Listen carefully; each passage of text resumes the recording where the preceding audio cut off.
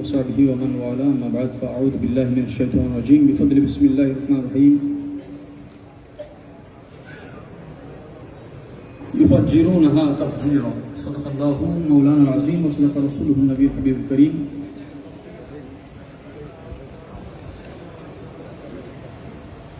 অধ্যগ্রায়োজিত যে মহান হস্তিকে কেন্দ্র করে আমরা উপস্থিত হয়েছি,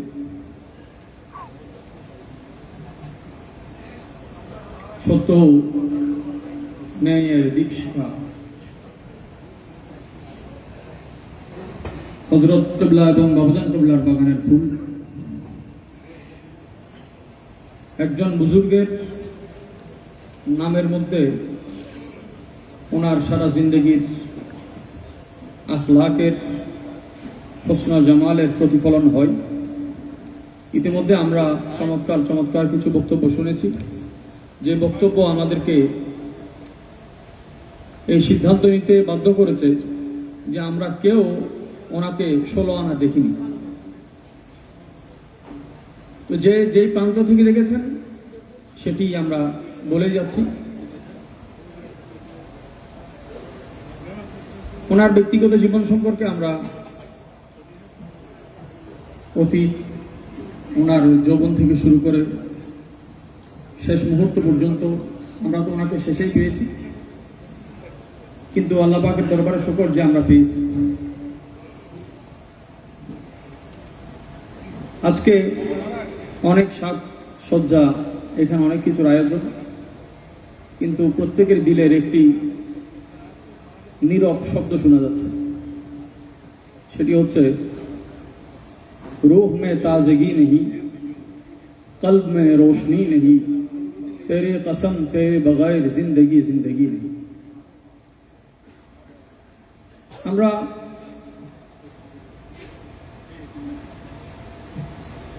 মুনিব মাহবুব এবং আশেক মাশুকের মধ্যে যখন বিরহ হয়, জুদাই হয়, পৃথিবীতে এমন কোনো শব্দ নাই যে শব্দ তার ব্যাখ্যা দিবে।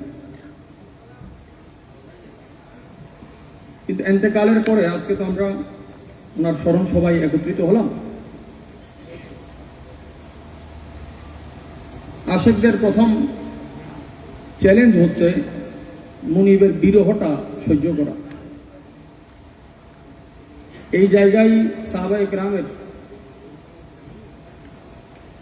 সেই ক্ষণকে মানুষ অনুভব করতে পারে সামান্যতম, যে পেয়ারা নবীজির ইন্তেকালে,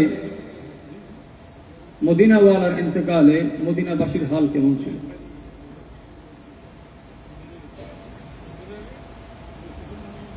ওই ইন্তেকালের পরে আমাদের কাছে কিছু জিম্মাদারি আসে অনাকাঙ্ক্ষিত, আর কিছু কঠিন পথ আছে যেগুলো অতিক্রম করাটা বড় জরুরি। এক নাম্বার হচ্ছে আমাদের ওই বিরহকে সহ্য করা সবরের সাথে। দ্বিতীয়ত, ওনার দেওয়া উসুল, ওনার কত নির্দেশনা যথার্থ বাস্তবায়ন করা, ওনার স্বপ্নকে পূরণ করা। যার মুখের হাসি আমাদের জন্য দোয়ার সুরতে ছিল, যার মুখ নিঃসৃত প্রতিটি শব্দ আমাদের আলোর পথের দিশারি ছিল, এবং যার হাতের স্পর্শ আমাদের মাথায় এটা রহমতের দয়ার চাদর ছিল। আল্লাহ পাক হুজুরের মকামকে বুলন্দ করুক। আমরা আজকের এই স্মরণকে শুধুমাত্র স্মৃতিচারণে রাখবো না, কারণ স্মরণ মানে শুধু স্মৃতিচারণ নয়। আশেকদের জন্য স্মরণ একটি জঞ্জির, একটি শিকল, যে শিকল টেনে তার মাহবুবের কদমে ফেলে দেয়। আশিকের জন্য এই স্মরণ এক রোশনির নাম, মানুষ তিমির নিশিতেও চলার সেই সাহস যেখানে পায়। আর আশিকের জন্য মাহবুবের নাম, মাহবুবের স্মরণ এক খুশবুর নাম, যে খুশবুতে আশেকদের দিল সুবাসিত হয়ে যায়। আশিকদের জন্য এই স্মরণ, এই জিক্র, এই তাজকিরা, এই তাফসিরা এক মুসলধারা বাড়িধারার মতো, বৃষ্টির মতো, যে বৃষ্টিতে আমাদের মুর্দা কল্ব জিন্দা হয়, আমাদের আত্মা সতেজ হয়। হুজুরের সম্পর্কে একটি কথা বলে আমি শেষ করছি। তিনি যতবারই সাক্ষাৎ হয়েছে, ওনার কাছে একটি কমন নসিহত আমরা পেয়েছি যে মুনিব হইও না, গোলাম হও, তকদির বুলন্দ হবে। মুনিব হইও না, গোলাম হও, তকদির বুলন্দ হবে। তিনি এই রাস্তায় দেখিয়েছেন এবং নিজেকে খাদেম এবং গোলাম বলে পরিচয় দিতেন। তিনি দুইটা জায়গায় তিনি মাথা নত করতেন। ওনার আদর্শকে দৃঢ়তার সাথে তিনি মানুষের সামনে তুলে ধরতেন যে আমি গোলাম যখন আমার মুনিব সামনে থাকে অথবা মুনিবের নাম সামনে থাকে। যে গোলামির সুরত হয়তো মুনিবের স্মরণে হবে অথবা মুনিবের চরণে হবে। আমরা আজকে ওনাকে স্মরণ করছি এই আশায় যে আখিরাতে তিনি আমাদেরকে বরণ করবেন। আমাদের এই স্মরণটা যাতে তাজা থাকে, উনি যেই রাস্তা আমাদেরকে দেখিয়েছেন সেই রাস্তাতে আমরা যেন ওনার দামানে দুনিয়াতে যেমন আছি আখিরাতেও থাকতে পারি। কোরআনে পাকে আল্লাহ পাক যেভাবে ইরশাদ করেছেন, আল্লাহর ওলিদেরকে আল্লাহ জান্নাতে এমন নহর দিবেন, ওলি যেখানে চায় নহর তার সাথে সেখানে যাবে। আমরা আশা করছি সেই নহর থেকে যেন আমরা পান করার, ওনার হাতে পান করার সেই সৌভাগ্য আমাদের হবে। তিনি এমন বুজুর্গ যিনি উসুলে সাবানি 1992 সালে, এটা ওনার জবানে পাক থেকে শোনা একটি আলোচনা এবং ওনার ঘরেই শোনা, ওনার সামনে বিভিন্ন ধর্মীয় ইস্যু নিয়ে যারা তর্ক বিতর্ক করে, প্রসিদ্ধ বর্তমান সময়ে খুব নন্দিত স্কলার আছেন, যে ঘরানারই হোক, আমি নাম নিচ্ছি না, তার ওস্তাদ শেখ আহমদ দিদাত, আমি স্মরণ এখানে আপনারা দেখতে পাবেন, আমি লিখেছি। শেখ আহমদ দিদাদের আলোচনা শোনার জন্য মানুষ পঙ্গপালের মতো ছোটাছুটি করত। পাকিস্তানের এক মজলিসে শেখ আহমদ দিদার আমাদের হজরতের আলোচনা শুনেছিলেন এবং এই আলোচনা শোনার পরে তিনি চেয়ার থেকে উঠে এসে ওনার সাথে যোগাযোগ করলেন যে আপনার বাড়ি কোথায় এবং আপনি যে কনসেপ্ট নিয়ে আলোচনা করেছেন এটি আমার জন্য নতুন, এই দর্শনটা কোত্থেকে? তখন তিনি ওসিয়ে গৌসুল আজমের দর্শন উসুলে সাবাকে তুলে ধরলেন। আচ্ছা, আমাদের কি যোগ্যতা, আমাদের কি ক্ষমতা আছে ওনাকে আজকে তুলে ধরবো? আমি কোন মুখে গাহি তার গুণগান, এক বাক্যে করি শেষ, তিনি চির অম্লান। বিষয় হচ্ছে তিনি খাজা গরিব নওয়াজ রহমতুল্লাহের দরবারে গেলেন। হুজুর গৌসে আজম মজবন্ডারি রহমতুল্লাহের খুন, যিনি নিজেকে আহমদি এবং রহমানি দুই নামেই নিজেকে ফখর, নিজেকে শকরে রাখতেন। সুবহানাল্লাহ। খাজা গরিব নওয়াজ সুলতান হিন্দ বাংলা নওয়াজ রহমতুল্লাহ মাজারে বাগে তিনি ঢুকলেন। তো এক এক জায়গার এক এক দেশের এক এক সংস্কৃতি আছে। হিন্দুস্তানের সংস্কৃতিতে কোনো মানুষ দরগাতে হাজির হলে মাজারের চাদর টেনে মাথায় রাখে।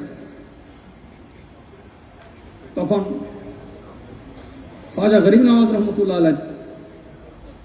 দরবারে খাদেম হিসেবে সম্ভবত শেখ আলাউদ্দিন চিশতি রহমতুল্লাহ ছিলেন। তিনি ডাকলেন যে চাদরের নিচে আসেন। তো হুজুর কিবলা রহমতুল্লাহ আলাই তিনি এক পাশে দাঁড়িয়ে আছেন, এত ডাকার পরেও তিনি আসেন নাই। তো আরেকটু জোর করে তিনি ডাকলেন যে আপনি চাদরের নিচে আসেন, এটা খাজা গরিব নওয়াজের চাদর। তো ডাক্তার হুজুর রহমতুল্লাহ আলাই উত্তর দিয়েছেন, আমি একজনের চাদরের নিচে আছি, আমি একজনের চাদরের নিচে আছি। তো এখন এমন একটা পরিবেশে কথা ব্যথা হয়ে যায় যদি সংযোগ না মিলে।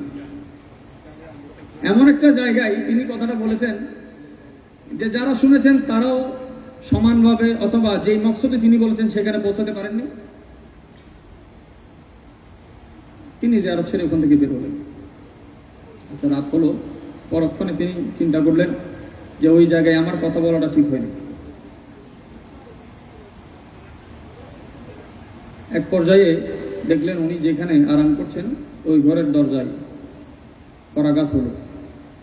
তিনি দরজা খুললেন, দেখে যে ওই খাদেম সাহেব খাবারের দাওয়াত দেওয়ার জন্য এসেছে। বলে ব্যাপার কি? এখন একজন একজনের প্রতি বিনয়ী মানুষ যেমন হয় আর কি, তো একজন একজনের কাছে বিনীত হয়ে কথা বলছেন। মহব্বত, বুজুর্গরা এসেছেন ঝগড়া করার জন্য নয়, মহব্বত প্রসার করার জন্য, প্রচার করার জন্য, প্রতিষ্ঠা করার জন্য। এটা ওনাদের বিষয়। এই মহব্বতের এক নাম ইসলাম এবং একক নাম ইসলাম। তো হুজুর সেখানে বলেছেন এই খাজা গরিব নওয়াজের চাদরের তিনি তো এহানত করেন নাই, বরং তিনি ওনার মুনিবের দামানের উপর ইস্তেকামত ছিলেন। আমাদের জন্য তিনি দুইটা জিনিস রেখেছেন, একটা সবর, একটা ইস্তেকামত, দৃঢ়তা। তো খাদেম সাহেব বললেন, আপনি কোথায় আছেন? আপনি কার দামানে আছেন? এদিকে আমাদের হুজুর ওনার কাছে ক্ষমা চাচ্ছেন, যেটা ওনার আন্তরিক বিনয়। বলে আমাকে খাজা গরিব নওয়াজ রহমতুল্লাহ আজকে দিদার দিয়েছেন। খাজা গরিব নওয়াজ রহমতুল্লাহ দিদার দিয়েছেন এবং বলেছেন আপনাকে মেহমান করতে। আমি আর আপনি ভাগ করি, আর গুনে গুনে ওনারা বহু গুণে গুণান্বিত হয়ে কোথায় চলে যায়। সুবহানাল্লাহ। তো হুজুর খাজা গরিব নওয়াজ রহমতুল্লাহ দরবারে সেখানে আলোচনা হয়েছে হুজুর গৌসে আজম আজমেন্ডারি রহমতুল্লাহ, এবং তিনি আমাদেরকে সেই নজরও দেখিয়েছেন। আখেরি কথা বলে আমি সমাপ্তির দিকে যাচ্ছি। আমরা আমাদের ছোট ভাইজান সহ ইন্ডিয়া সফরে ছিলাম। আজকে এখানে আমাদের রাহাত ভাইও আছেন, আরও দুইজন ছিলেন, ওনারা এখানে নেই। শিয়ালদাতে একটা মাজার আছে, আমরা তালাশ করছিলাম বাবাজি নামে। প্রায় 2 থেকে আড়াই ঘন্টা তালাশ করার পরে আমরা সন্ধান পেয়েছি। ফিরে আসার সময় যে ক্ষুধার্ত অবস্থায় হাঁটতে হাঁটতে আর শক্তি নাই, তারপরে দেখলাম যে আমাদের ছোট ভাইজান আজকের মঞ্চে তিনি ডাক্তার হুজুর, আলহামদুলিল্লাহ। এবং আমাদের বড় ভাইজানও আছেন। ওনাদের উপর যে জিম্মাদারি এসেছে আল্লাহ পাক যথার্থ পালনের তৌফিক দান করুন। তিনি ফোন করলেন হুজুরকে, বাবাজানকে ফোন করলেন। ফোন করার পরে বলছে তুমি ওখানে জিয়ারত করে আসো, ওখানে তালাশ করো। আড়াই ঘন্টা তালাশের পরে আসার পথে আমরা একটা মাজারের সন্ধান পেলাম। ওখানে উনি প্রসিদ্ধ হচ্ছে দাদাজি। তো সময়ের এই দূরত্ব হয়তো নাম বাবাজি থেকে দাদাজি হয়েছে। পরে গেলাম, দেখলাম যে উনি হযরত মাওলানা শফিউল্লাহ শাহ, যাকে হিন্দুস্তানের সূর্য বলা হতো, আফতাবে হিন্দ, যিনি অখণ্ড ভারতবর্ষে থাকা অবস্থায় সেই জায়গা থেকে হুজুর গৌসে আজম আজমেন্ডারি রহমতুল্লাহর কাছে মানুষ পাঠাতেন। এবং এই পাঠানো কোনো চুক্তিপত্রের ভিত্তিতে না। বুজুর্গানের দরবারে কেউ হাজির হলে ওনারা কপাল দেখলে তকদির দেখতেন। আমাদের সেই ইয়াকিনও আছে। আল্লাহ পাক এখানে অসংখ্য বুজুর্গ ওলামায়ে কেরাম আছেন আমাদের, এবং হুজুরের আশিকরা আছেন, মহব্বতের মানুষরা আছেন। আল্লাহ পাক ওনাদের এই মহব্বত যেন দায়েম ও কায়েম থাকে, এমন যেন না হয় এই স্মরণ সভা থেকে বের হয়ে আমরাই বিচ্ছিত হয়ে যাই, আমরাই বিক্ষিপ্ত হয়ে যাই। আমাদের একতা, আমাদের বল, আমাদের মহব্বত, আমাদের মুনিব যেমন সামনে থাকলে সবাই নীরব আদব মহব্বতের সাথে একত্রিত থাকি, ওনার নাম যখনই আসবে আমরা যেন একই মঞ্চে বারবার দাঁড়াতে পারি। সুবহান রাব্বিকা রাব্বিল ইজ্জাতি আম্মা ইয়াসিফুন ওয়া সালামুন আলাল মুরসালিন। আসসালামু আলাইকুম ওয়া রাহমাতুল্লাহ।